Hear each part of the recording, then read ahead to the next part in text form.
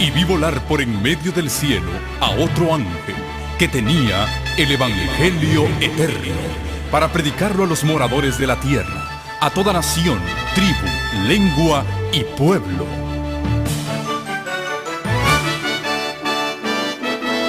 Con ustedes su programa cristiano con temas bíblicos de actualidad.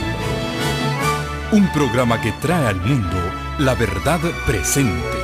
Este es el Evangelio Eterno.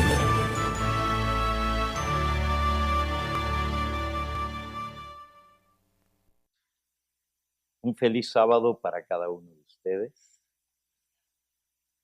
No solo para aquellos que nos hemos dado cita en este lugar, sino para tantos otros hermanos y hermanas nuestras que en distintas latitudes y en distintos lugares se unen a nosotros en este sábado para escuchar la palabra de nuestro Dios. Hoy tendremos algo especial, no solamente porque esta semana, esta gran nación de los Estados Unidos que nos ha acogido, ha celebrado un día especial de acción de gracias a Dios. Siempre se celebra el último jueves del mes de noviembre. Pero también porque hay agradecimiento en nuestro corazón y muchos motivos para darle gracias a Dios. Acabamos de regresar de un viaje de 2 semanas. Salimos el martes 11 de noviembre y regresamos este martes de esta semana, 15 días viajando por las tierras de Sudamérica, el país de la Argentina. Y hay motivos de agradecimiento en nuestro corazón. Así que la primera partecita de la celebración de hoy de agradecimiento a Dios será darles un pequeño informe de este viaje misionero. Quiero decirles, hermanos, gracias, que el Día de Acción de Gracias es una celebración netamente norteamericana, aunque hay otros países que están poquito a poco tomando esta costumbre de apartar un día para dar gracias a Dios. Los cristianos debiéramos dar gracias a Dios todos los días de nuestra vida. Aquí en los Estados Unidos y en Canadá hay un feriado especial en el cual se acostumbra reunirse en torno a la mesa, las familias, los amigos, para dar gracias a Dios por muchas cosas. La tradición en nuestra familia es que cada uno de los que están sentados en la mesa le da gracias a Dios por algo especial. Por supuesto, para muchos, la celebración de acción de gracias, lo más significativo es la buena comida que hay, ¿verdad?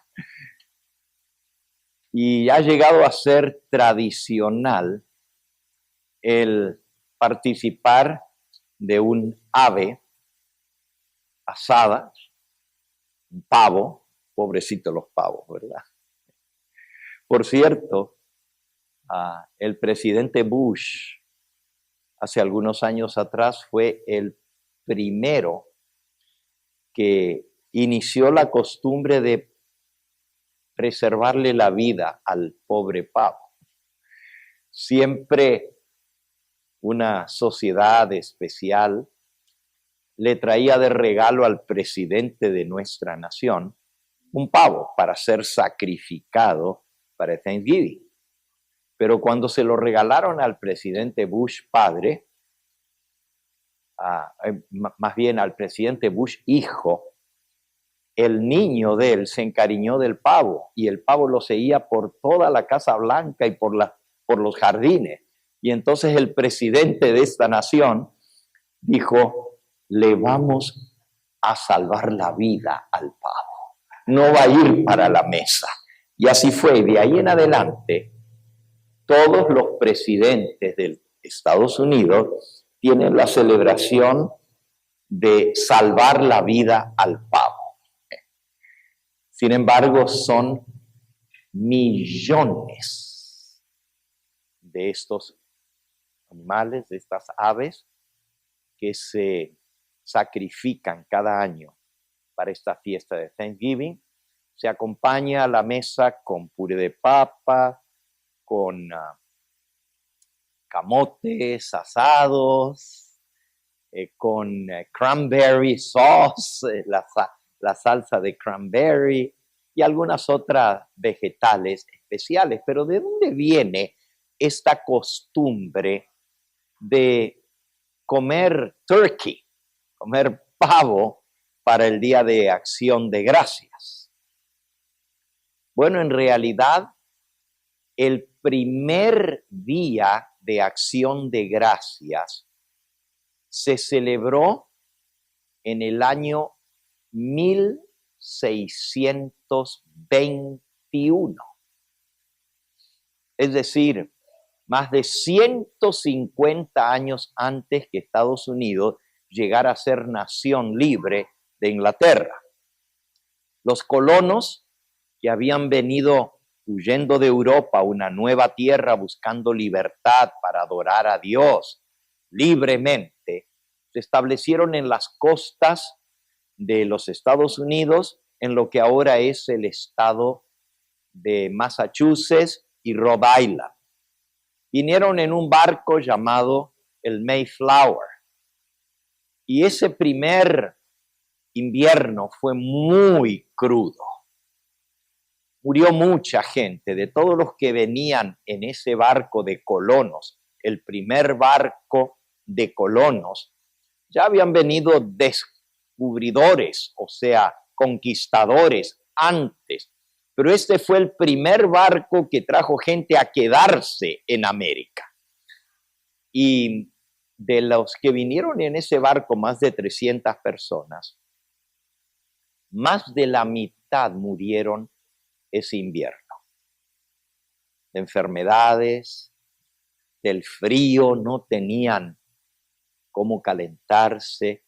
La ropa que traían de Europa no era suficiente, con una nevada terrible, una tormenta que vino. La pasaron muy mal realmente. Pero después vino la primavera, pudieron sembrar las tierras, pudieron tener su primera cosecha de lo cultivado aquí en el Nuevo Mundo. Habían traído semillas de allá de Europa y las habían sembrado.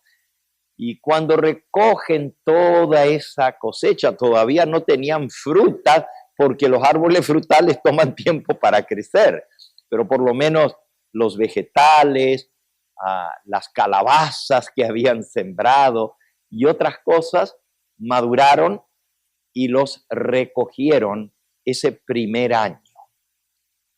Decidieron darle gracias a Dios, porque a pesar de que habían perdido tantos seres queridos, habían pasado un invierno crudo, todavía no estaban preparados, no tenían viviendas, vivían en carpas, en cosas que podían refugiarse, pero Dios fue bueno y les dio una abundante cosecha. Los hombres de la colonia de ahí de Rhode Island salieron a ver si cazaban algo para complementar los vegetales que tenían. Y lo que trajeron, pues pudieron cazar pavos silvestres. Los indios Wampanoag, eran los indios que vivían en esa zona, eran bastante amigables. No habían entrado todavía en guerra con los nuevos colonos. Se acercaron, trataron de comunicarse. Había uno de ellos que había aprendido el inglés porque había estado en el viejo mundo, y a través de ese con traductor pudieron más o menos entenderse. Y los indígenas les ofrecieron traer también cosas para comer juntos. Los indígenas trajeron carne de venado y trajeron un estofado, un guiso de vegetales, y lo que pusieron los colonos de lo que ellos tenían y los pavos silvestres que habían cazado ese día, hicieron una gran fiesta. No tenían mesas, se sentaron en el suelo, no estaban adornadas las mesas bonitas, pero comieron en paz con los indígenas y con sus familias, y le dieron gracias a Dios porque estaban vivos, porque estaban en la nueva tierra, por la amistad con los indígenas. Y esa primera celebración fue interracial, es decir, los que habían venido de Europa y por cierto, eran originarios de Inglaterra, pero habían tenido que huir del Reino Unido, de Inglaterra, por persecución religiosa. Porque la iglesia oficial de Inglaterra no les permitía tener sus cultos, como ellos querían adorar a Dios. Y así huyeron primero a Holanda y después en el barco Mayflower vinieron a América. Ese es el origen de la primera Thanksgiving, el primer día de acción de gracias en esta nación. Al principio no era una celebración de todo el país, porque ni siquiera era país, eran colonias de gentes colonos que habían venido de Europa. Y la primera colonia, de los primeros que se quedaron aquí a vivir en este país, fueron las que celebraron ese día de acción de gracias. Luego se reunían cada año cuando recogían la cosecha con sus amigos, los indígenas, hasta que vino una guerra. Los indígenas habían formado. Yo tengo toda esta información aquí en mi computadora, pero no los voy a molestar con los detalles, pero hicieron un tratado entre los indígenas, Wampanoag, y los padres peregrinos, así se les llegó a llamar a los que vinieron en ese primer barco. Y se reunían todos los años a comer juntos. Yo estuve en una réplica de la primera colonia de Plymouth hace algunos años atrás, donde es muy interesante ver cómo vivían, cómo trabajaban con lo que tenían, cómo cultivaban, etcétera.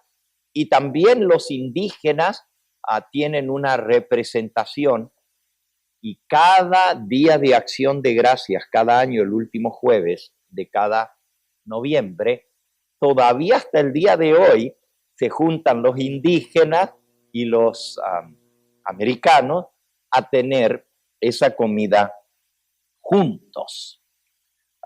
Sin embargo, se desató una guerra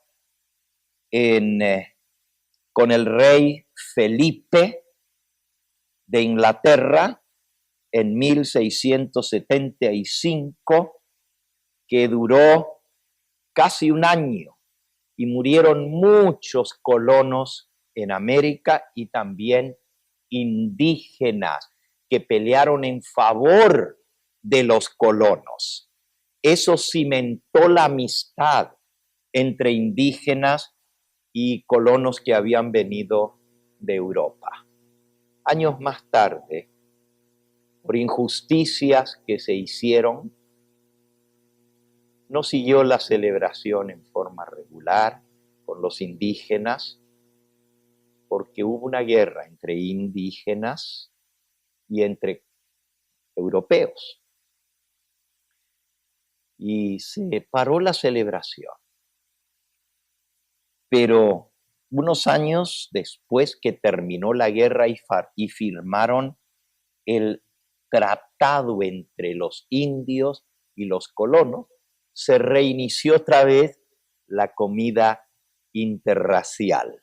Y siempre el turkey, el pavo, era lo que se ponía en la mesa para recordar esa primera celebración.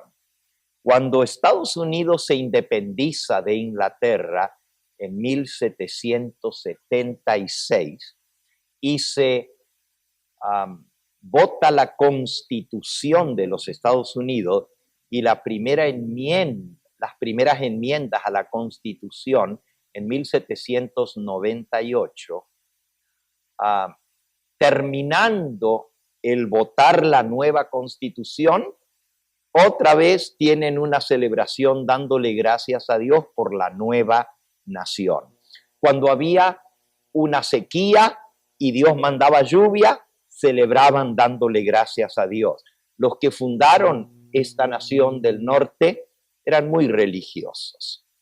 El Congreso y el primer presidente de los Estados Unidos quisieron establecer el Día de Acción de Gracias como un feriado nacional recordando la paz entre indígenas y colonos, pero muchas colonias no aceptaron y la razón que dieron es porque el Congreso no debe hacer leyes de días feriados religiosos.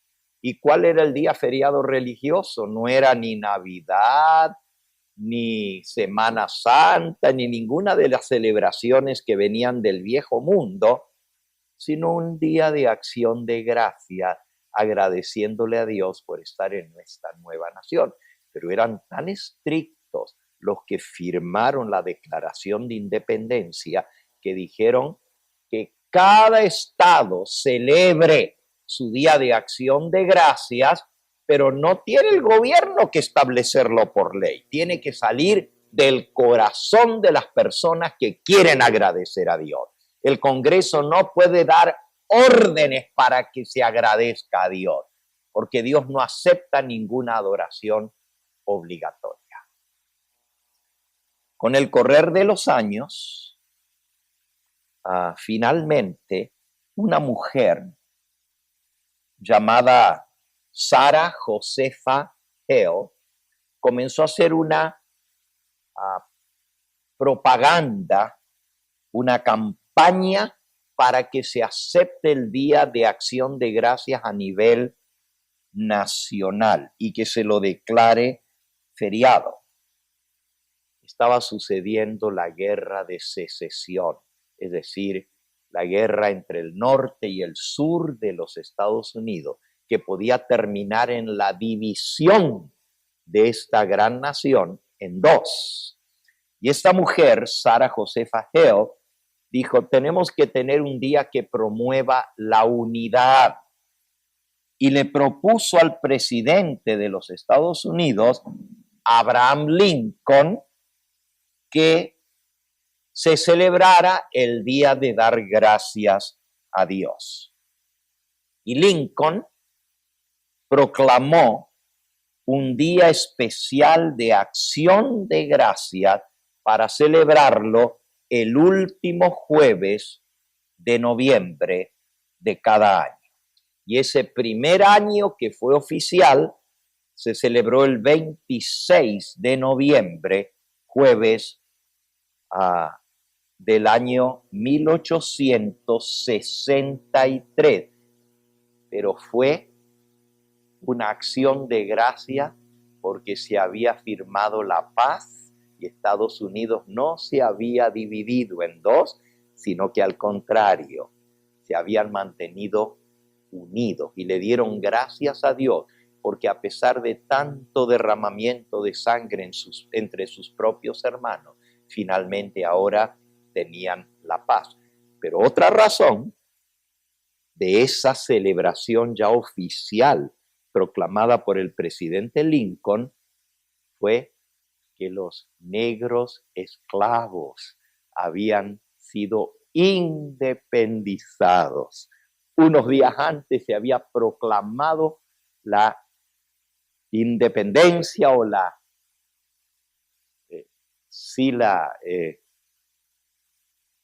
emancipación es la palabra, sí, de todos los esclavos. Y eso le dieron gracias a Dios, la nación presidida por el presidente Abraham Lincoln. Así nos llega a nosotros esta fiesta que es netamente norteamericana, aunque se celebra en Canadá y en los Estados Unidos, porque en aquella época las dos naciones estaban unidas porque todavía no se habían independizado de Europa. Y ellos también siguieron adelante con esta costumbre. Hoy en día, como mucha gente ha dejado de vivir en el campo y se han venido a las grandes ciudades y hay mucha movilidad, los hijos viven en una ciudad, en otro estado, Thanksgiving ha llegado a ser más bien un día para reunirse las familias. Es el feriado más ocupado en los aeropuertos en el año entero, aún más que las fiestas de fin de año. Viajan personas de todas partes a reunirse con sus familiares y amigos para celebrar esta fiesta. ¿Saben ustedes que Elena de White menciona en el libro El Hogar Cristiano que esta fiesta es una fiesta inofensiva y que no tiene nada de malo en celebrarla, que podemos reunirnos con la familia? A veces los adventistas, especialmente los del Evangelio Eterno, pues tenemos escrúpulos de conciencia por celebrar la Navidad, porque es un día pagano que viene de la adoración al Dios Sol. Pero el Día de Acción de Gracias es un día cristiano y es un día que nos recuerda la unión interracial entre indígenas y colonos al principio y luego la emancipación de los esclavos negros en la época de Lincoln, cuando se proclama el día oficialmente. La palabra de Dios nos manda a ser agradecidos. El apóstol Pablo, escribiendo a los tesalonicenses, en Primera de Tesalonicenses, capítulo 5, nos dice, comenzando en el versículo 15 hasta el 18, dice, mirad que ninguno pague a otro mal por mal. Antes, sed siempre benignos, seguid lo bueno unos para con otros y para con todos. Estad siempre gozosos, orad sin cesar, dad gracias en todo, porque esta es la voluntad de Dios para con nosotros en Cristo Jesús. Así que el mandato aquí del apóstol inspirado para la iglesia cristiana es: dad gracias en todo. Pero no solamente dice que debemos dar gracias, sino que esta es la voluntad de Dios. Y el que conoce la voluntad de Dios y no la hace, le es pecado. Eso dice Santiago. Todo aquel que sabe hacer lo bueno y no lo hace, le es pecado. Y si la voluntad de Dios es que demos gracias en todo, entonces no debemos tener solo un día de dar gracias a Dios, sino todos los días ser agradecidos. Hoy nuestro estudio de la palabra está centrado en el Evangelio de Lucas, en el capítulo 17. Lucas, capítulo 17.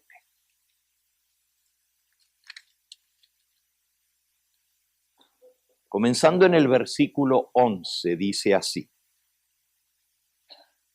Yendo Jesús a Jerusalén, pasaba entre Samaria y Galilea. Galilea Eso está en el versículo 11, allí mismo. Galilea es la región norte de Israel, la que colinda con el país del norte, que en aquella época era Siria, ahora es el Líbano. Galilea es donde Cristo se crió de niño.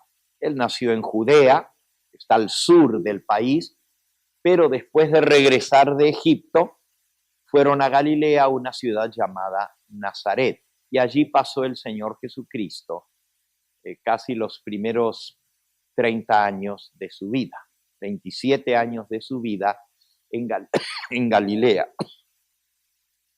Por eso se conocía a Jesús como el rabino de Galilea. Galilea es una zona muy hermosa y es una zona montañosa. Nazaret está arriba de la cumbre de una montaña.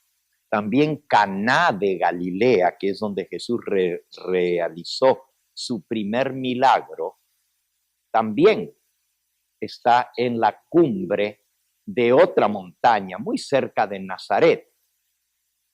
Pero Jesús se dirigía de Galilea, y Galilea es conocida por el mar de Galilea o también el lago de Genesaret. Jesús iba caminando de Galilea a Samaria. Y al entrar, versículo 12, en una aldea, le salieron al encuentro 10 hombres leprosos, los cuales se detuvieron de lejos y alzaron la voz a gritos, diciendo: Jesús, Maestro, ten misericordia de nosotros. 10 leprosos. ¿Y por qué estaban los 10 juntos? Bueno, realmente hoy vamos a investigar un poquito más esto, pero les voy a terminar de leer la historia y luego vamos a ir a desmenuzarla poquito a poco. Jesús, Maestro, ten misericordia de nosotros. Cuando él los vio, les dijo: id, mostraos a los sacerdotes. Y aconteció que mientras iban, fueron limpiados. Entonces, uno de ellos, viendo que había sido sanado, se dio vuelta, regresó, glorificando a Dios a gran voz, y se postró el rostro en tierra a los pies de Jesús, dándole gracias. Y este hombre era samaritano. Aquí está la expresión dándole gracias. Respondiendo Jesús dijo: ¿no son 10 los que fueron limpiados? ¿Y los 9 dónde están? No hubo quien volviese y diese gloria a Dios, sino este extranjero. Era samaritano. Y le dijo, versículo 19, levántate, vete, tu fe te ha salvado. Esa historia se las cuentan a los niños y están las bellas historias de la Biblia para enseñarles a los niños a ser agradecidos. Y posiblemente esa sea una de las lecciones más importantes de esta historia, nos habla de agradecimiento, pero también nos habla de la inexistencia de barreras raciales, como fue el primer día de acción de gracia entre indígenas y colonos europeos. No hubo diferencias raciales, comieron juntos. Esta historia tiene ese elemento también, porque el samaritano no era muy bien querido por los judíos, y judíos eran los apóstoles y también el Señor Jesús. Sin embargo, se rompieron las barreras y se dio reconocimiento a través de los tabús. Pero si lees con atención esta historia, vas a descubrir algunos elementos mucho más interesantes que los dos más obvios. Y el más obvio es, bueno, hay que ser agradecido. Y el segundo es, no debe haber diferencias raciales en nuestro agradecimiento ni en nuestro reconocimiento. Esos son los dos elementos que más sobresalen. Obviamente, uno, la necesidad que tenemos de agradecer los favores que hemos recibido. Pero qué triste, ¿no? Que de los 10 que fueron sanados, solo uno regresó. Así que no te preocupes si haces favores y la gente no te agradece. Si seguimos esa proporción, el 90% de los favores que realizamos no reciben ni siquiera un muchas gracias. Esa es la verdad. A Jesús le pasó. Y era Jesús. Y hermanos, la mayoría de los favores y bendiciones que recibimos las damos por sentado. We take them for granted. Y no agradecemos. Son tan comunes y cotidianas las cosas que recibimos de bendición que nos olvidamos de verlos como favores. Por ejemplo, ¿le diste gracias a tu esposa o a tu mamá por tener la ropa limpia y dobladita y acomodadita? ¿Verdad que no? ¿O sí les das gracias cuando te hacen esos favores? Por la comida en la mesa, ¿le das gracias a Dios? Los adventistas tenemos la costumbre de dar gracias. Hasta la expresión es to say grace, dar gracias por la comida. Pero ¿y damos gracias por quien nos la puso en la mesa?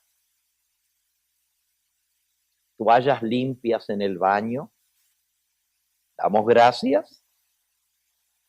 Hay tantos detalles de nuestra vida que los damos por sentado y ni nos preocupamos de agradecer. El mandato de la palabra de Dios es dar gracias por todo y en todo. No solamente por todo lo que recibimos, sino en toda circunstancia en que estemos. Debemos darle gracias a Dios. Ahora, el segundo elemento que más resalta de la historia es el que ya mencionamos, que el único de los 10 que volvió era un samaritano. Y los samaritanos y los judíos no se llevaban bien. Es más, ni se hablaban, se repudiaban, se despreciaban el uno al otro. Yo no sé si eran los judíos los que maltrataban a los samaritanos o si eran los samaritanos los que no querían saber nada con los judíos. Pero lo cierto es que hay varias historias en la Biblia que nos cuentan eso. Algunas de esas historias fueron parábolas que contó Jesús. Por ejemplo, la famosa parábola del buen samaritano. Y el buen samaritano, pues fue el que ayudó al judío que lo habían asaltado y dejado por muerto en el camino. Pero la historia la parábola de Jesús lo hace más impresionante porque dice que pasó un rabino y se cruzó al otro lado, y pasó un sacerdote y miró para el otro lado, y pasó un escriba, y eran todos dirigentes religiosos, y a ninguno le importó. La parábola que contó Jesús dice que finalmente vino un hombre sobre una cabalgadura y vio al pobre hombre maltrecho, golpeado, y fue el único que fue movido a misericordia.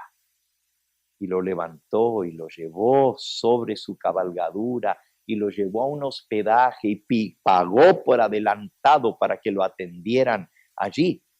Y el que hizo eso era samaritano.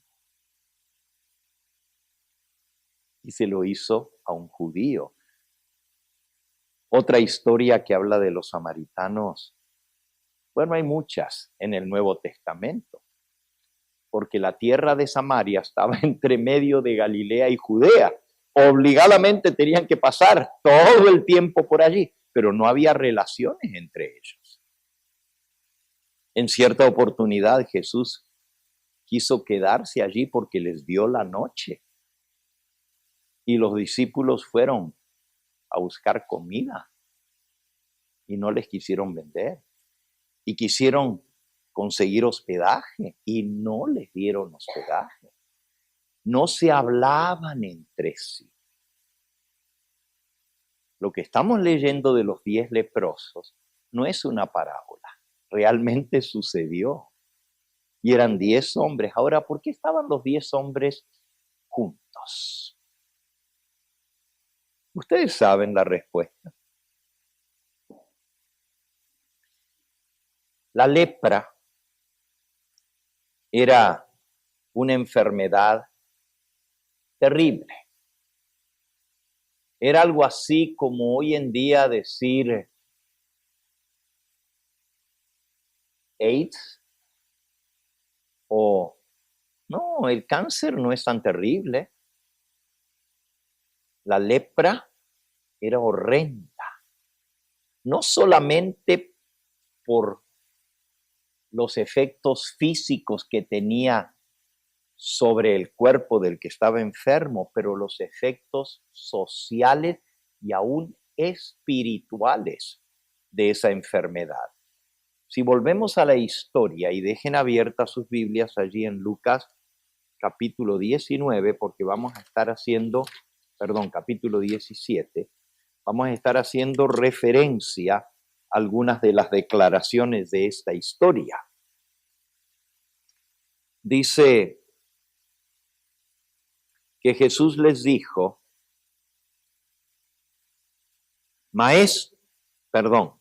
cuando él los vio, les dijo, versículo 14, id, mostraos a los sacerdotes.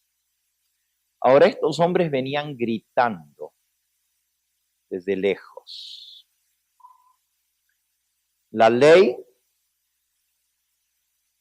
de los judíos establecía que una persona que contraía esa enfermedad que no tenía cura en esa época era separada de su comunidad, era echada fuera, no podía vivir ni en una aldea, ni en un barrio, no podía vivir en una ciudad, tenía que mantenerse lejos y la ley decía que mínimo 10 metros de separación. Si un leproso se acercaba más de 10 metros, pues tenía consecuencias graves. Tenían que vivir como parias, totalmente aislados. La gente tenía miedo del contagio, porque la enfermedad no tenía cura en esa época. Hoy dicen que hay cura para la lepra, o por lo menos la pueden mantener. Pero aparte de eso, es una enfermedad horrenda. El cuerpo comienza primero a llenarse de manchas blancas, algo como el vitiligo, que se mancha la piel blanca. Pero esas manchas comienzan a deteriorarse y la carne comienza a carcomerse. Otra característica de esa enfermedad es que no duele. Se mira horrible, pero no duele. Se pierde toda sensibilidad. La piel ya no tiene la capacidad de sentir cuando lo tocan, de tocar. ¿Y por qué es horrible esto? Porque la persona puede quemarse la mano y no lo siente. Y agarrar algo caliente y se quema toda la mano y no lo siente. Pero también se deteriora la enfermedad de tal manera que si se le contagia esta parte de la cara, las orejas se caen en pedazos, la carne se pudre, se les cae la nariz, se les caen los dedos y les quedan los huesos solo sin carne. Lo más afectados son los pies. Claro, en aquella época no había como hoy en día este tipo de zapatos, eran todas sandalias. Si se golpeaban con una piedra caminando, se les caía el pedazo de la carne porque estaba ya mala. Pero aparte de ese aspecto espantoso de la enfermedad, que se miraban repulsivos, eran los efectos sociales de la enfermedad. Ustedes saben lo que es tener que abandonar a tu esposa, a tus hijos, a tus familiares, tu trabajo. Prácticamente era como una muerte en vida. Tener que abandonarlo todo, irse a vivir. ¿Y a dónde? No había leprosarios ni hospitales para leprosos. Tenían que ir a dormir en el campo debajo de los árboles. Por eso se agrupaban los leprosos, se buscaban el uno al otro, porque no podían compartir con la gente que estaba sana, y entonces pues se buscaban y se hacían pequeñas colonias o grupos de leprosos que se apoyaban. Gritaban desde lejos, ¡inmundo! ¡Inmundo! Para que la gente se diera cuenta, y la gente salía espantada, corría de ellos como si fueran criminales.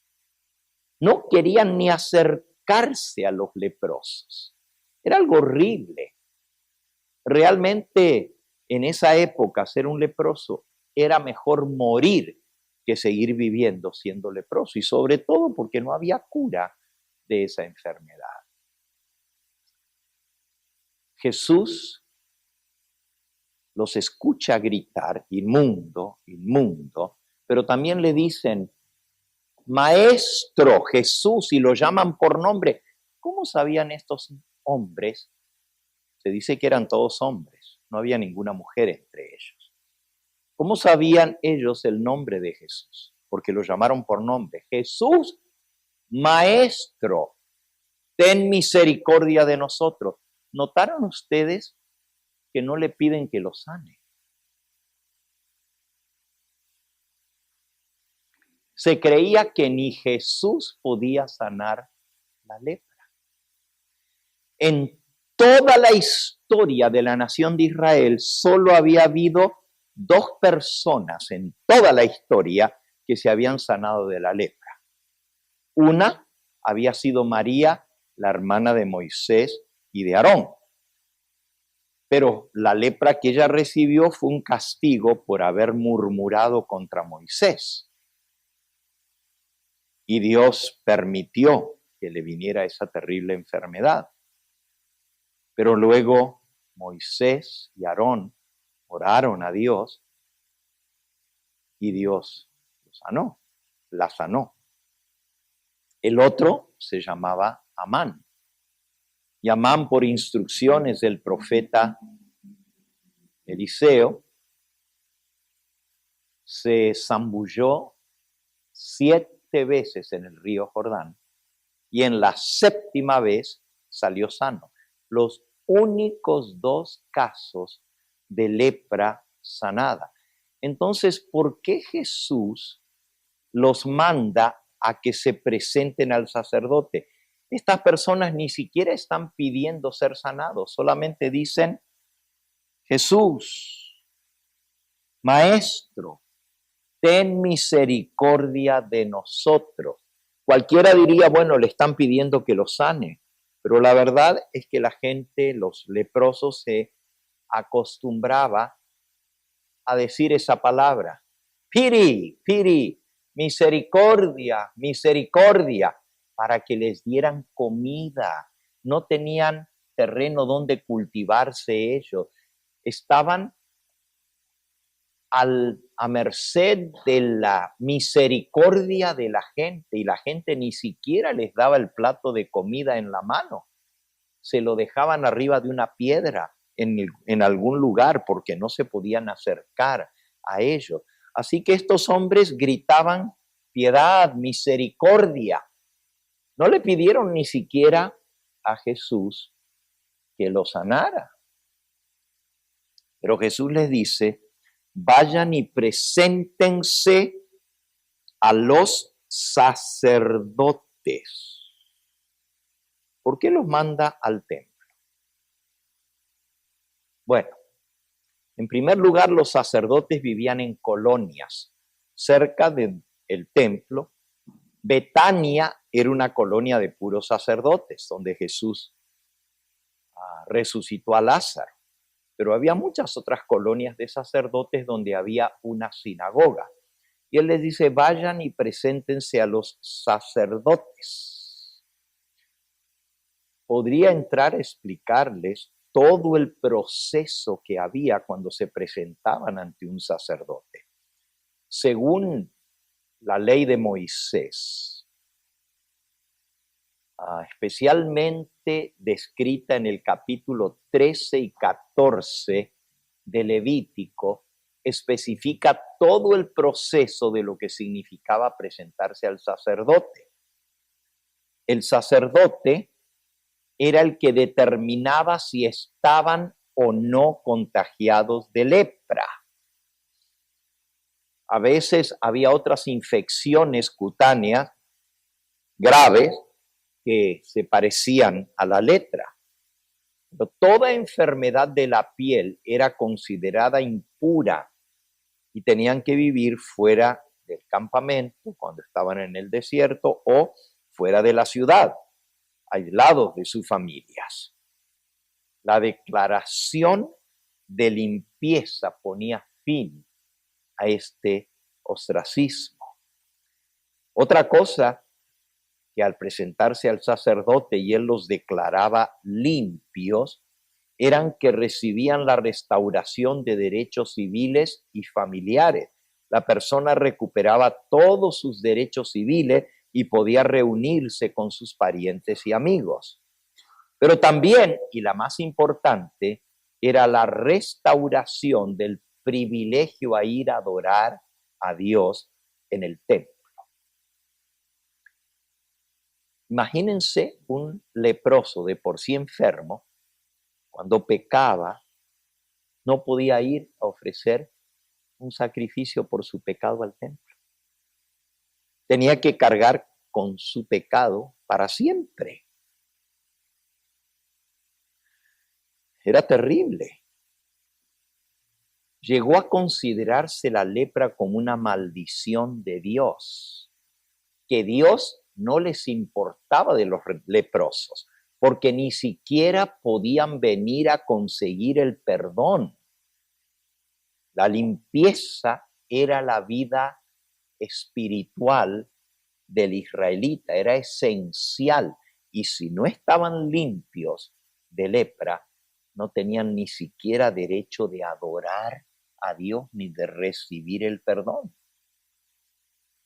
Ahora, el sacerdote no curaba, no tenía el poder de curar.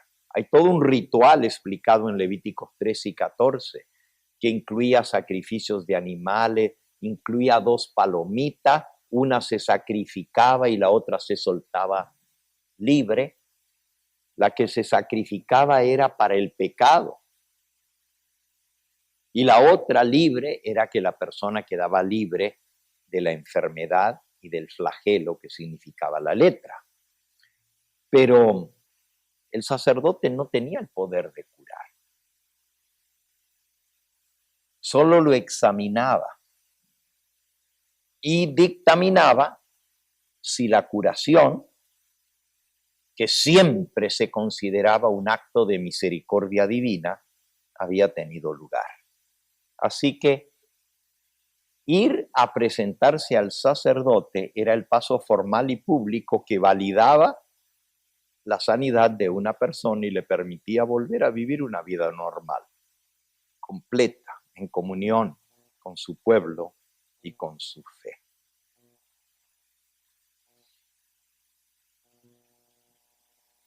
Jesús les dice, preséntense al sacerdote.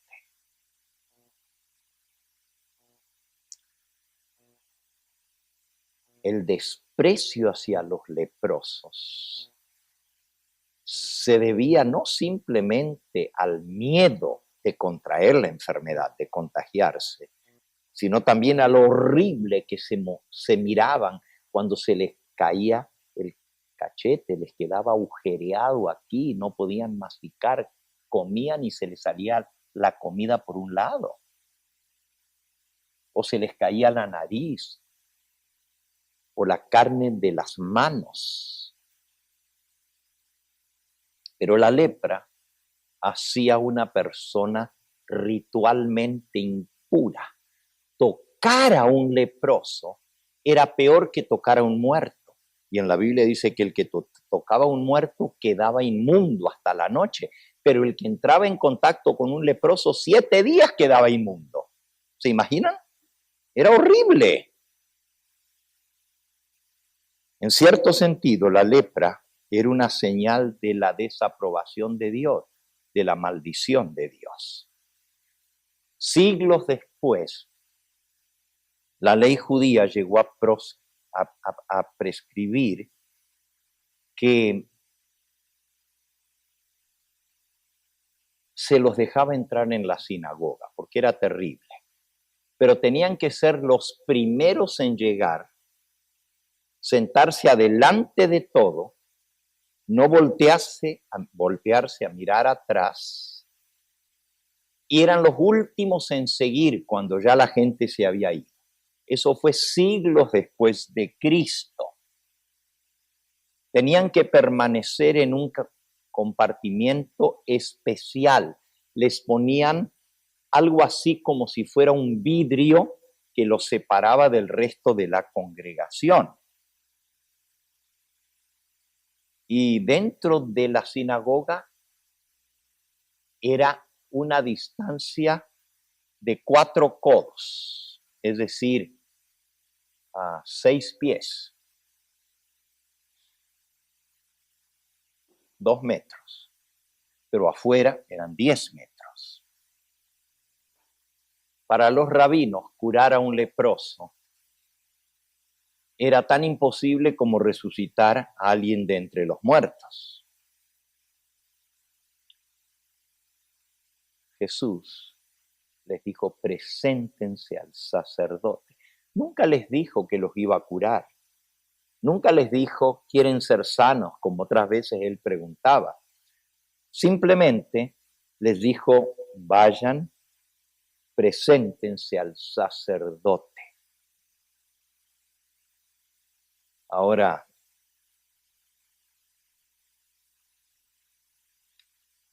eran 10. Jesús está en las afueras del templo, así es lo que leímos. Andaba en el campo y se encuentra con ese grupo de leprosos.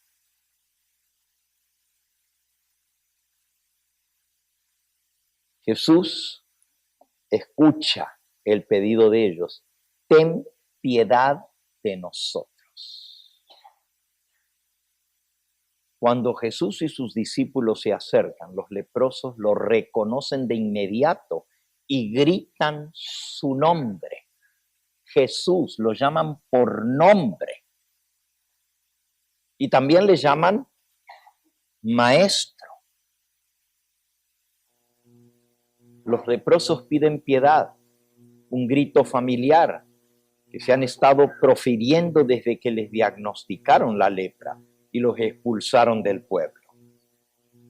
Esa palabra les sale con facilidad, porque es lo único que dicen todo el tiempo.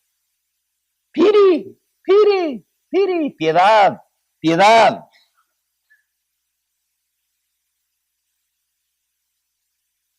Viene del verbo eleco, que quiere decir ten compasión o lástima por mí y ayúdame.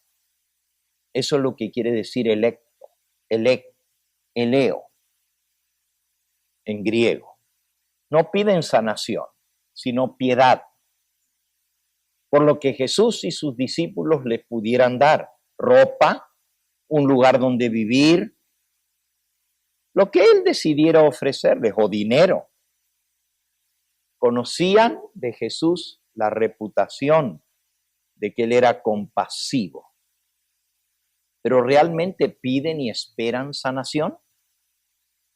El texto no lo indica. Ahora, los manda. El verbo que se usa aquí, ir y mostraos a los sacerdotes, significa ir y mostrar algo. Jesús reconoce la ley judía, que los sacerdotes son los únicos que pueden declarar que están limpios de la lepra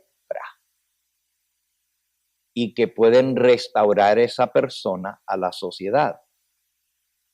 Jesús no dice que los va a sanar, pero lo insinúa, porque les dice, vayan y preséntense a los sacerdotes, como diciendo, si los estoy mandando allá es porque él es el único que puede decir si se pueden reintegrar a la sociedad. Tienen que recibir un certificado de buena salud del funcionario que pueda otorgarlo. Y la palabra purificado, aquí en el versículo 17, no son 10 los que fueron limpiados o purificados, viene de catarizo, que significa curar a una persona de una enfermedad que la hace ceremonialmente impura. La palabra significa limpiar o sanar. El versículo 14 es la clave para entender lo sucedido. Cuando él los vio, les dice, id, mostraos a los sacerdotes. Y aconteció, y ahora escuchen esto, que mientras iban, fueron limpiados. Les pregunto, cuando Jesús los mandó a mostrarse a los sacerdotes, ¿ya estaban sanos? ¿Y por qué fueron?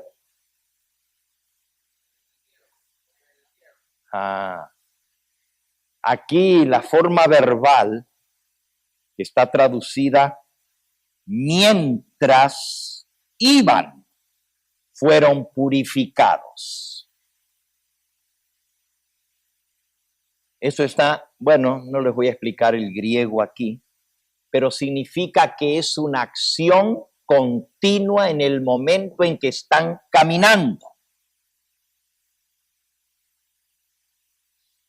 Llegó un momento cuando deciden obedecer a Jesús.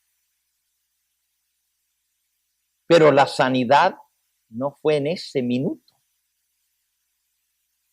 Cuando empezaron a obedecer a Jesús, fue que su sanidad se produjo de repente cuando iban de camino.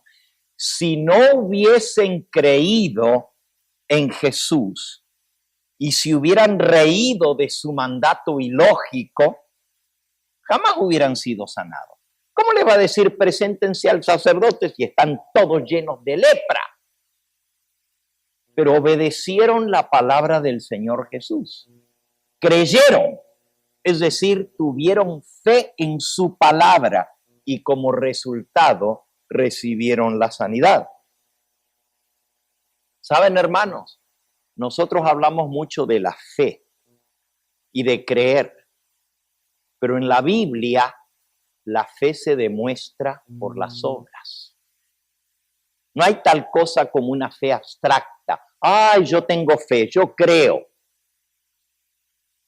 La fe sin obras es ¿qué? Muerta. Si ellos no hubieran obedecido, no hubieran sido curados. La prueba de que tenían fe es que hicieron lo que Jesús les mandó. Porque estos leprosos creen y actúan.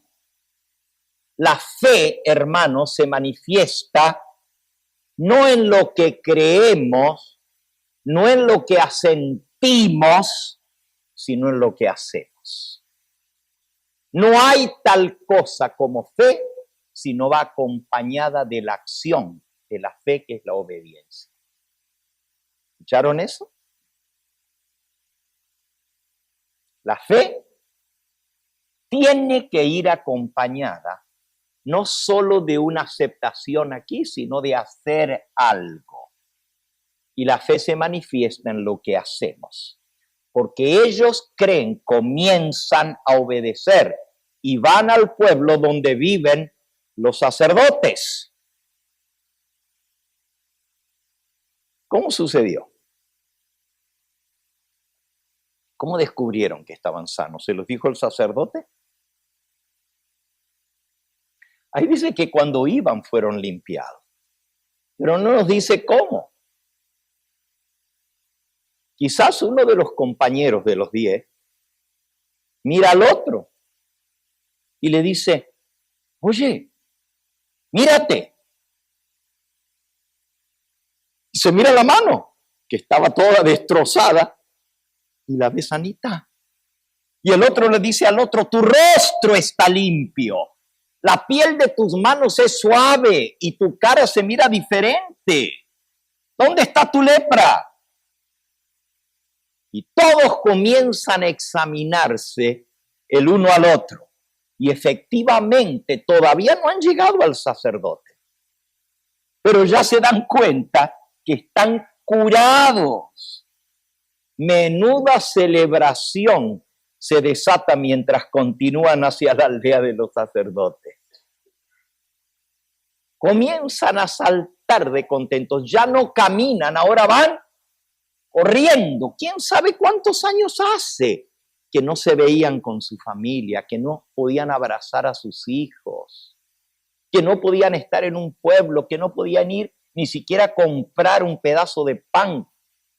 Y ahora se dan cuenta que están limpios. Pero la historia dice que uno de ellos, y miren la expresión que usa aquí, es muy importante. Versículo 15. Entonces, uno de ellos, viendo que había sido sanado, volvió. Esa expresión volvió es darse vuelta y comenzar a caminar en sentido contrario. Volvió. Van camino a la aldea de los sacerdotes, pero cuando se da cuenta que está sanado, dice que se da vuelta glorificando a Dios a gran voz. En el versículo 13 decía que alzaron la voz, gritaron, Jesús, Maestro, ten misericordia de nosotros.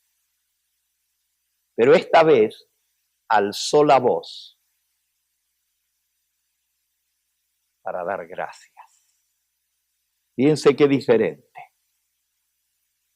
Alzando la voz, glorificaba a Dios y se postró rostro en tierra a los pies de Jesús, dándole gracias. Y este era samaritano. Miren, hermanos, solo uno regresa. La palabra alabar, porque dice que iba dando alabanza o gracias a Dios, es honrar, ensalzar. Y el versículo 18 es dar gloria,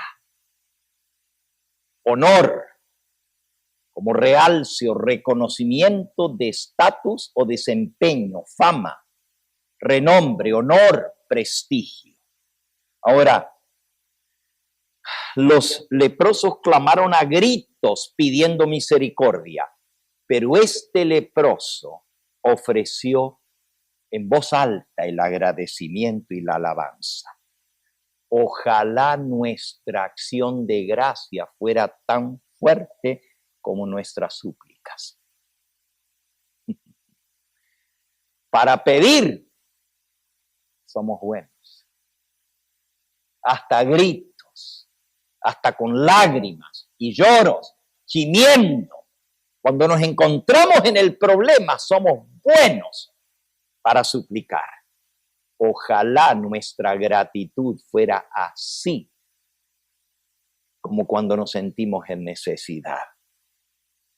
La palabra agradecido o dar gracias, aquí en este versículo 16, se postró dándole gracias, viene del griego eucaristeo, de donde viene nuestra palabra Eucaristía, que quiere decir dar gracias o acción de gracias.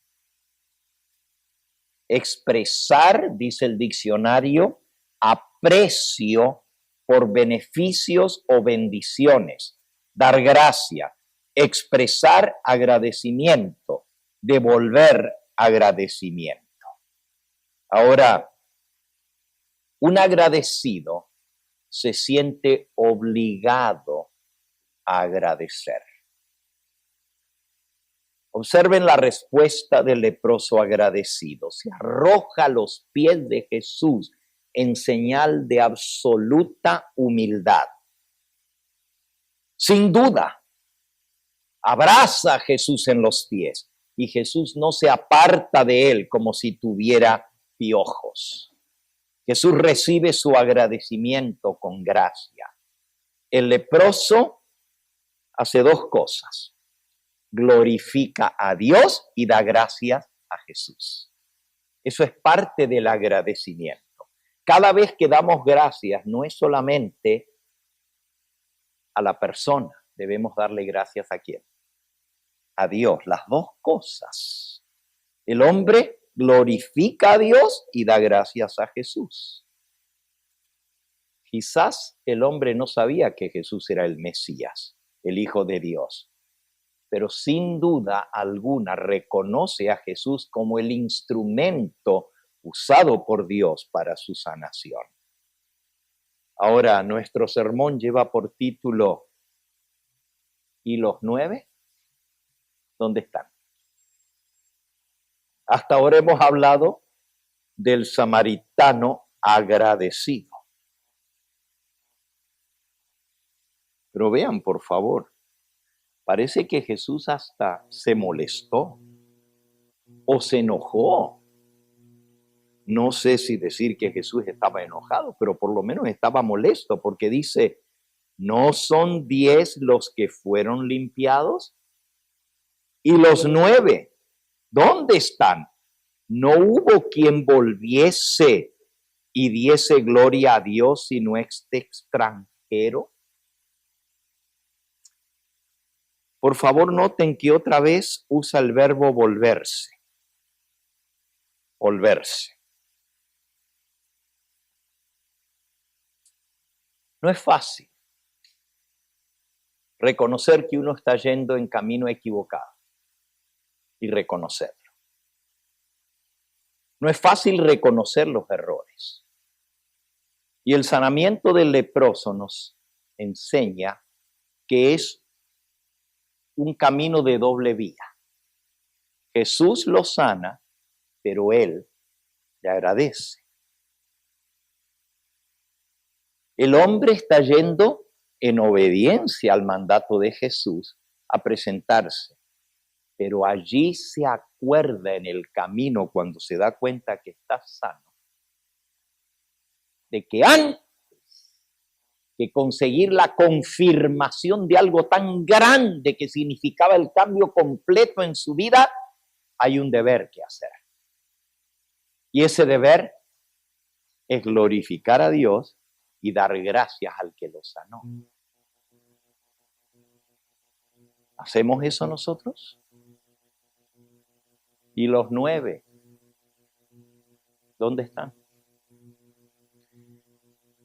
¿No hubo nadie más que este extranjero que viniera a glorificar a Dios? Dice el Señor Jesús. Se volvió. El volverse significa reconocer que estamos en camino equivocado. El grupo de enfermos, de leprosos, posiblemente estaba constituido por judíos y a lo menos un samaritano, a quienes su enfermedad común los une a pesar de sus profundas divisiones de ascendencia, religión e historia. Pero la única persona lo suficientemente cortés como para dar las gracias es el samaritano. Esta observación coincide con varias otras acusaciones contra los judíos de la época de Jesús. Por ejemplo, en la parábola de la viña, Jesús acusa a los judíos de matar al hijo del dueño. El Evangelio de Juan comienza diciendo: a los suyos vino y los suyos no le recibieron. Pero para mí, la parte más importante es el último versículo de esta historia. El hombre se regresa y Jesús dice: no hubo nadie más que se regrese. Para tener sanidad, tenemos que en primer lugar reconocer que estamos enfermos y en segundo lugar tener la fe de que el Señor nos puede salvar. Si nosotros no reconocemos nuestra lepra, no vamos a venir a Él para recibir la sanidad. Y esto parece tan obvio, pero no lo es. Porque este hombre recibió mucho más de lo que él había pedido. Primero, ni pidió ser sanado y fue sanado. Pero miren cómo termina la historia. Y le dijo Jesús: levántate, vete, tu fe te ha... ¿Qué dice? ¿Dice sanado o dice salvado? En el idioma que hablaba Jesús, sanar o salvar vienen de la misma raíz, pero en este caso Jesús le dice: tu fe te ha hecho completo, te ha sanado, pero también te ha salvado. Soso se traduce como salvar, pero de ahí viene la palabra soter, de soso. ¿Y qué quiere decir salvador? Soter, libertador. Y el sustantivo es sotería, que quiere decir preservar, rescatar de peligros y aflicciones naturales, salvar al que está condenado, proteger del daño, preservar y específicamente poner a alguien a salvo o libre de peligro y enfermedad. En este pasaje se insinúa que Jesús le ofrece a este leproso más que lo que recibieron los otros 9. Ellos recibieron sanación, pero este samaritano recibe salvación. ¡Wow! ¡Qué tremendo! ¿Prefieres sanación o prefieres salvación? Miren, hermanos, a veces la gente superdita a la sanación su salvación. Si me sana, lo voy a seguir. Si me sana, me voy a bautizar. Le he pedido, y si Dios me hace el milagro, entonces le voy a servir. No te quedes sin la bendición más grande que todas, porque hay personas a quien Dios nunca sana y sin embargo van a ser salvas. Y hay muchos a quienes Jesús sanó y que se perderán eternamente. Toda esa gente que gritó, crucifícale, crucifícale, muchos de ellos habían sido sanados por Jesús y estaban perdidos, crucificando al Hijo de Dios. Eso lo dice el deseado de toda la gente. Dice que muchos de los que gritaron, crucifícale, instigados por los sacerdotes, habían recibido beneficios del Señor. ¿Quién sabe si los 9 leprosos que fueron sanados, ex leprosos, no estaban entre los que gritaron, crucifícale, después que habían sido sanados? Pero les garantizo que hubo uno que no gritó, crucifícale. Y fue aquel que fue agradecido. Cayó a sus pies. Sumisión. Eso es lo que significa caer a los pies. Sumisión, arrepentimiento. Y recibió mucho más que lo que él pidió. He got more than what he bargained for. Él consiguió salud física, mental y sobre todo espiritual. Consiguió el perdón. Levántate, vete a tu casa, hijo, tu fe te ha salvado. La sanación del alma va mucho más allá que la sanación del cuerpo. ¿Qué se supone que debemos aprender los discípulos del Señor de todo esto que hoy hemos visto? Quizás lo más obvio es que los forasteros a veces son más receptivos que el mismo pueblo de Dios, porque fue el samaritano el agradecido, no fueron los judíos. ¡Wow! Las implicaciones de esto son terribles. Los mismos de adentro somos los menos agradecidos. Y a veces los extranjeros, los de afuera, son los que más aprecian los favores de Dios. Es triste decirlo, pero ser un creyente, miembro de la iglesia, a veces puede resultar en sordera espiritual.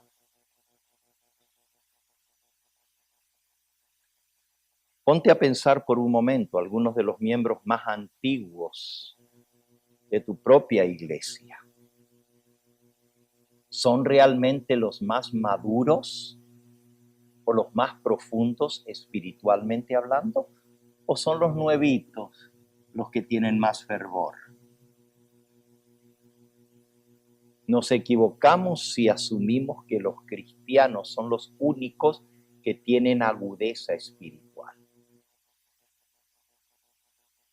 Pensamos que somos superiores porque tenemos conocimiento, pero Dios mira las intenciones del corazón, mira la sinceridad. Jesús vino a salvar a los pecadores, de los cuales yo soy el primero. Y Jesús no discrimina nosotros discriminamos por religión o por falta de ella. No cree en nada. Y pensamos que Dios no le puede hacer el favor. Tengamos cuidado de cómo vemos a los demás. La lección central de esta historia es la fe que sanó a los leprosos.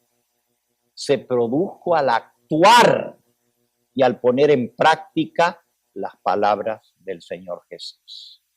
No fue sino hasta que ellos obedecieron, que recibieron la sanidad. La sanación no tuvo lugar hasta después que obedecieron. A veces queremos una sanación instantánea.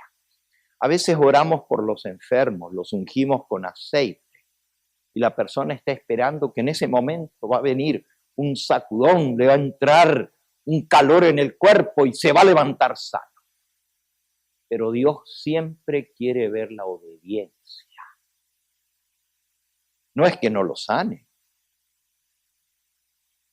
pero la sanidad se recibe por la obediencia y no es que nos ganamos la sanidad.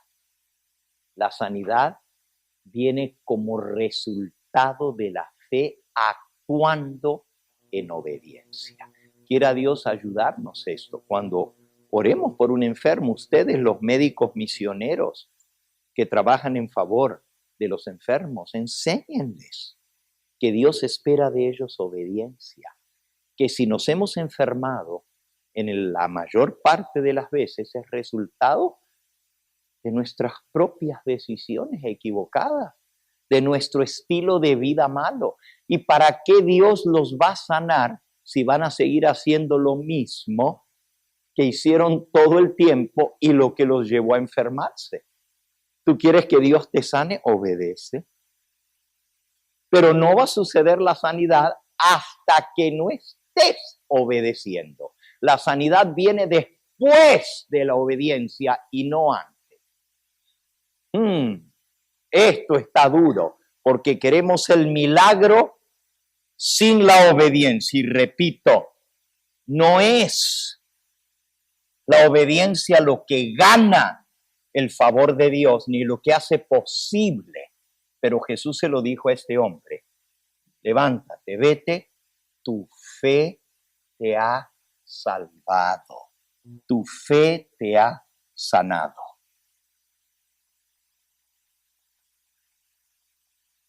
Quiera Dios ayudarnos a entender este giro, este darse vuelta. No es fácil para alguien que nunca ha sido agradecido reconocer que está mal. Es lo más difícil.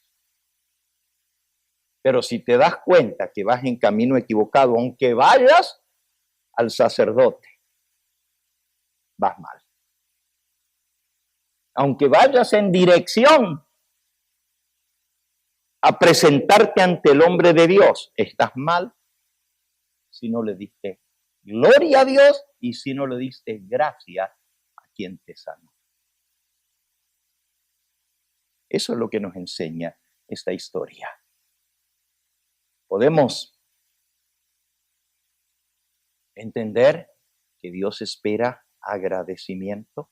Jesús dice: ¿y dónde están los otros 9 que fueron sanos? ¿Solo uno regresó? ¿Por qué?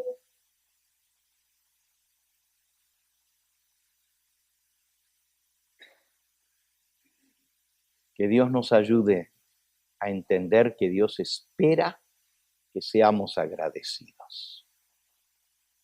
Dios habita en la alabanza de sus hijos. Y me impresionó de esta historia también,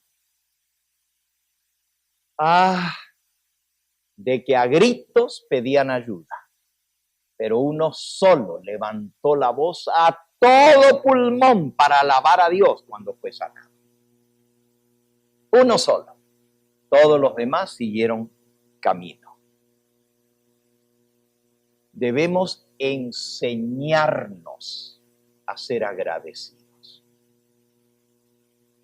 Debemos practicar el agradecimiento para aprender a dar gracias, para estar llenos de un espíritu de gratitud. Sin ser discípulos agradecidos, no podemos agradar al Señor. Los otros 9 se fueron, pero Jesús dijo, ¿qué pasó? ¿Dónde están los otros? Y esa es la pregunta que te hace a ti hoy el Señor. ¿Has sido agradecido? ¿Realmente tienes agradecimiento en tu vida? Este agradecimiento a veces requiere tiempo. A veces requiere desviarnos de nuestro camino y retrasar alguna de nuestras citas importantes. Una vida de agradecimiento es una vida de oración. Orar primero, antes de ir con el médico, no después, cuando ya te dieron el diagnóstico.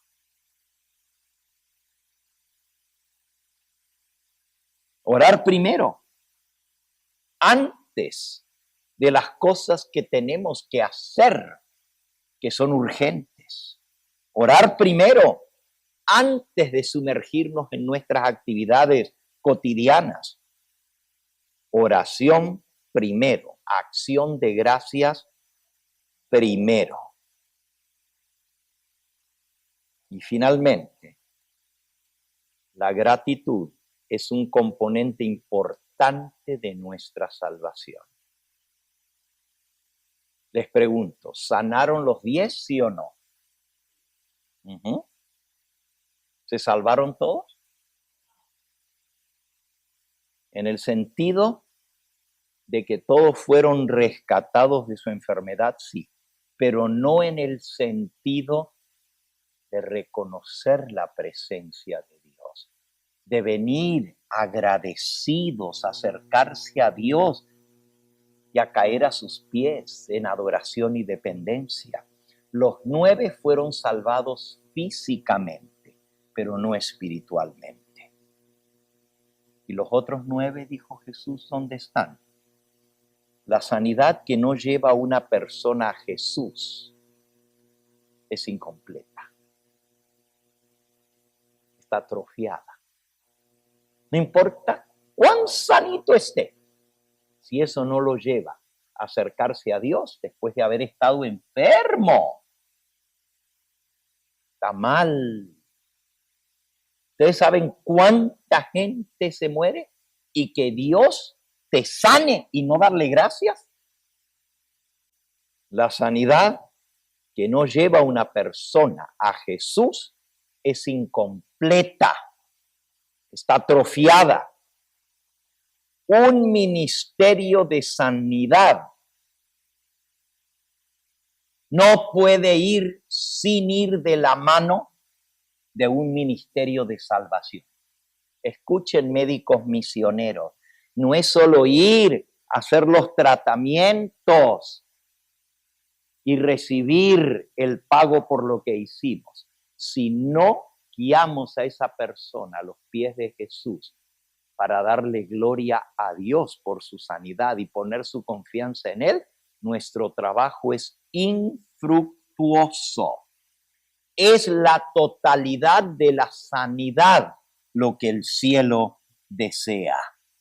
Por eso nuestro ministerio de médicos misioneros debe incluir la sanidad, pero en el contexto de un ministerio de salvación completa, que la persona decida seguir y obedecer a Jesús como discípulo en la comunidad de la iglesia por parte de la persona sanada. Llevemos a las personas a arrojarse a los pies de Jesús. Que Dios nos conceda que seamos lo suficientemente agradecidos como para expresar nuestra gratitud con entusiasmo. El hombre salió gritando, saltando en alta voz, glorificando a Dios. Que Dios nos conceda ser lo suficientemente agradecidos como para caer a los pies de Jesús, y lo suficientemente agradecidos como para hacer nuestra la pregunta de Jesús. ¿Y los otros 9? ¿Dónde están? Y ayudarlos a ellos también a encontrar el camino de la salvación. Piensa conmigo esta oración. Vamos a orar al final, pero piensa conmigo esta oración. ¿Te animarías a orarla? Padre Celestial, sé que he descuidado agradecerte muchas veces por tantas bendiciones. Me has bendecido y te quedaste parado, esperando a que volviera corriendo a ti con agradecimiento. Y seguí mi camino. Qué ingrato he sido. Te he tomado por sentado, Señor. Por favor, perdóname. Pon gratitud en mi corazón y en mi alma. Permíteme expresarla, cantarla, proclamarla, vivirla, para que pueda ser un ejemplo visible, no silencioso, de alguien a quien tú has favorecido con tus bendiciones. ¿Te atreves a reconocer tu falta de gratitud? ¿Te atreves a dar la vuelta? Aunque vayas para allá, pararte y decir, Señor, estoy mal. Porque ellos iban al templo, al sacerdote. Y uno dice, pero si iban al templo, iban en buen camino. Pero sus motivos eran egoístas, ser declarados sanos. Y sin embargo, no volvieron a aquel que los había sanado para darle gracias a Dios y a Jesús. Pidámosle al Señor que Él nos sane de la lepra del pecado antes que de la enfermedad física. Pidámosle al Señor que nos sane de la enfermedad de la mente, de ser desagradecidos, ingratos. Pidámosle al Señor que Él nos transforme para que Jesús pueda morar en nuestros corazones. Él siempre daba gracias. Cuando fue a resucitar a Lázaro, dijo, Padre, te doy gracias porque siempre me has oído. Jesús será agradecido. Y encuentran ustedes cantidad de veces dando a Jesús, dando Jesús gracias a su Padre Celestial. Aprendamos de Jesús. Él dice, aprended de mí que soy manso y humilde de corazón y hallaréis descanso para vuestras almas. Pídele al Señor Jesús que te haga agradecido. El himno final que vamos a cantar es muy cortito. Solo tiene 4 frases, pero lo vamos a repetir 3 veces. ¿Cómo se llama? Gracias Dios. Y se lo vamos a decir de todo corazón. Gracias Dios por la salvación. Gracias Dios por darme perdón.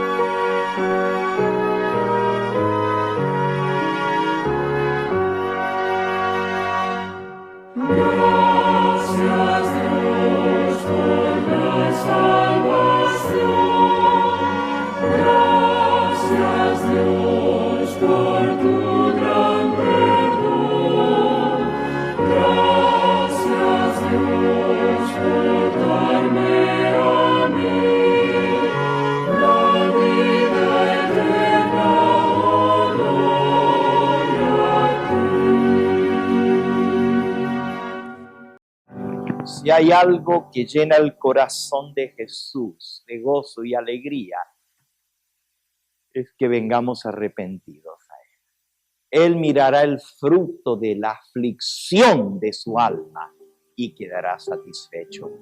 Quizás hay alguien aquí que aún no ha hecho un pacto de salvación con Jesús. La Biblia dice: a los suyos vino, y los suyos lo rechazaron, no lo recibieron. Mas a todos los que le reciben, a los que creen en su nombre, les da el poder de ser hechos hijos de Dios. ¿Quieres tú recibirlo? Jesús nunca llamó a nadie a seguirle en forma secreta. Cada vez que llamó a alguien a seguirle, lo hizo en forma pública, que todos se dieran cuenta de que yo profeso el nombre de Cristo Jesús. ¿Hay alguien aquí que aún no ha hecho ese pacto de salvación con el Señor? Quizás hay alguien que me ve por la pantalla que necesita venir arrepentido a Jesús. Decirle: reconozco mi pecado. Quiero que tú me laves, que me limpies la lepra de mi pecado. Quiero que tú me transformes. Vengo arrepentido a tus pies, Señor. Puede ser que haya alguien aquí que aún no ha tomado el paso más importante de sellar su decisión de seguir a Jesús a través del bautismo. Él dijo: el que creyere y fuere bautizado será salvo, pero el que no creyere ya está condenado. Y el apóstol Pedro dijo: arrepentíos, bautícese cada uno de vosotros en el nombre de Jesucristo para perdón de los pecados y recibiréis el don del Espíritu Santo. ¿Hay alguien aquí que quiere decir: pastor, ore por mí? Yo quiero prepararme para tomar ese paso de salvación, siguiendo a Jesús, obedeciéndole a Él en el bautismo. Porque Él dijo: bautizaos, creed y sed bautizados y seréis salvos. Allí donde estás, ¿quieres levantar tu mano y decir: pastor, inclúyame en esta oración? Yo quiero prepararme para tomar el paso del bautismo. ¿Hay alguien? ¿Alguno más que quiere acercarse aquí? Vamos a orar para que el Señor obre en sus vidas. Si tú me estás viendo a través de la pantalla, para ti también es la invitación. La pregunta es: ¿y los otros 9 dónde están? No seamos ingratos, desagradecidos con Él. Vamos a orar los que puedan. Vamos a ir de rodillas. Los demás pueden sentarse, inclinar su rostro. Amantísimo Padre y Dios nuestro, bendito y glorificado sea tu nombre. Qué bueno es acercarnos a ti, sabiendo que tú nos escuchas, que tú nos llamas y nosotros no somos desagradecidos. Tú diste tu vida para salvarnos. Y te agradezco, Señor, porque estas preciosas almas hoy han pasado confirmando tu llamado en la vida de ellos. Te pido que tú los llenes de tu Espíritu Santo. Bendice, Señor, a mi querida hermana, que ya tomó el paso del bautismo, pero ha levantado su mano, se ha acercado aquí, porque quiere tu bendición completa. Te pido también por esta preciosa familia que ha pasado aquí adelante, los padres, los hijos, la abuela. Oh Señor, que tu Espíritu Santo complete la obra que ha iniciado en el corazón de estas almas para que muy pronto puedan sellar su pacto contigo a través del bautismo. Y a todos nosotros, perdónanos, Señor, si hemos sido ingratos, desagradecidos, y ayúdanos a glorificar tu nombre, a no tener vergüenza de invocarte, de hablar de ti, de compartir con otros que somos tus hijos, que te amamos y te servimos. Danos tu bendición al retirarnos de este lugar y tráenos de regreso por la tarde para seguir escuchando tu palabra. Lo pedimos en el nombre precioso de Jesús. Amén, Señor. Amén. Este fue el Evangelio Eterno, su programa cristiano de actualidad bíblica, trayendo al mundo la verdad presente.